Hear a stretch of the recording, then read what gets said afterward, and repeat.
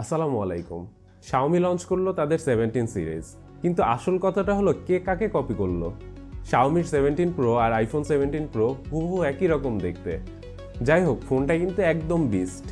এতে থাকছে Snapdragon 8 elite gen 5 chipset, এই মুহূর্তের পৃথিবীর সবথেকে পাওয়ারফুল প্রসেসর।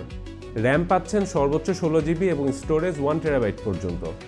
17 প্রোতে 6300 মিলিঅ্যাম্পেয়ার ব্যাটারি এবং প্রো ম্যাক্সে 7500 মিলিঅ্যাম্পেয়ার ব্যাটারি, সাথে 100 ওয়াটের চার্জিং ব্রিক তো থাকছেই।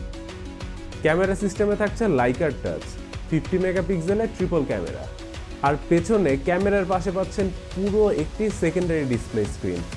এই স্ক্রিনে ক্যামেরা কন্ট্রোল থেকে শুরু করে গান কন্ট্রোল এমনকি গেমও খেলা যাবে। তো ভাই, আসল প্রশ্ন হলো শাওমি কি অ্যাপেলকে কপি করেছে নাকি অ্যাপেল শাওমিকে কপি করেছে? আর আপনার কাছে 17 সিরিজটি কেমন লাগলো কমেন্টে জানাতে ভুলবেন না। দেখা হচ্ছে পরবর্তী ভিডিওতে।